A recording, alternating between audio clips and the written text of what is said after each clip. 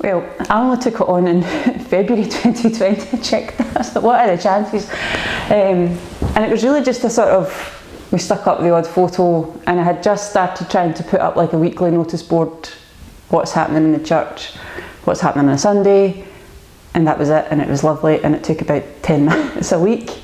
And then once the pandemic hit, we had to use it. We had to keep in touch with people. We started off by telling them that the church was going to be social distanced. All that was in the videos that you were producing, and then we were sharing it on Facebook.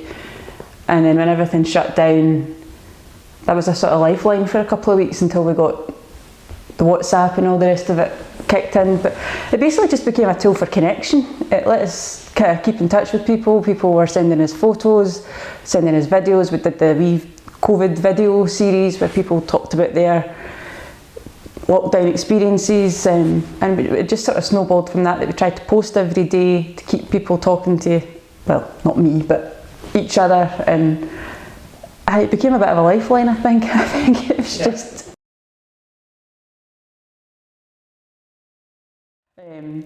I started off, when we kind of got into the pandemic, I wanted to post every day. I wanted to, whether it was just liking other churches and sharing their wee verses or their wee prayers, but then also thinking, well, how else can you sort of reach out to people and get them to engage with you? So that's when we had to come up with, send us a picture of you in the snow, send us a picture of your Easter bonnet. I did dip into other churches. Other churches were I felt were kind of slow off the mark. There wasn't much. It was maybe a weekly video and not much else, and I kind of wanted us to go beyond that. And you could actually see, because there's people from other churches were engaging with us, because I don't know whether maybe there was a void in their own church, but there was a big sort of market research, and that works. That's a bit twee. I'd be keen to avoid that. We're better than that. But yeah, it gave me something to do in lockdown as well. That wasn't homeschooling. I think it's been a good tool for, there's a few people comment, and I get the impression they're kind of wary about coming to church, and I think it's allowed them to be involved in church without having to physically be involved in church. Whether, I don't know whether it's a confidence thing, an ill health thing, something keeps them away from the building, but I think this is a bit of a lifeline for them, and I think that's why I'm keen sometimes for it not just to be a notice board.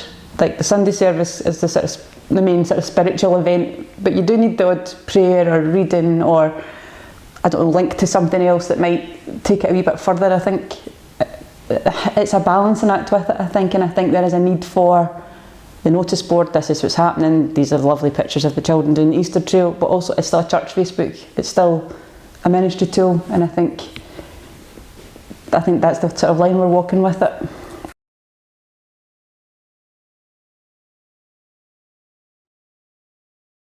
At the start of the pandemic, we had about 650 followers and likes or whatever. In the last month or so, we've gone over 1,000. So we've now got over 1,000 people who like our page. You also seem to have people who comment and post but have never liked it, which I don't really understand. So I think our audience is actually wider than it looks. It's about 75% women. It's mainly over 35s. Which I think is something we have to be conscious of, that's not for the youth.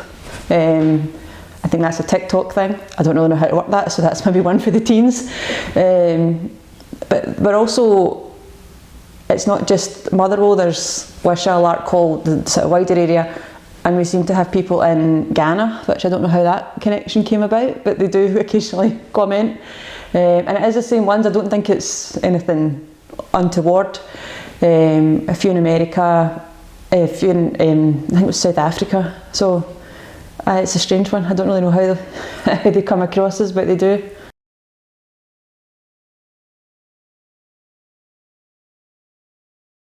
Send me things.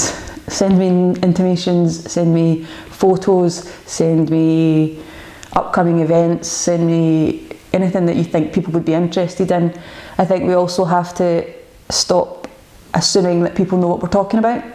So if the men's club is meeting and whatever, who can come to the men's club, what's involved, does it cost anything? Because occasionally I get messages, because there is also the direct message thing that we have. So people will message me and say, is there anything on in the church that my dad could go to? I don't know, tell me about your dad, what age is he, what is he like? And then Claire will usually let me know what organisations she's got in her sort of hall-let diary, and then we can relay that information. But I've never been to the men's club, I don't know what's involved in that, I don't know whether this person would like it, so it might be helpful if the men's club meets whenever, this is what's happening, I don't know, here's photos from what's happened at before, and people can kind of get a feel for these organisations. I just think we have to be a wee bit more, not transparent because it's not a secret, but I think we just assume that everybody knows what we're talking about.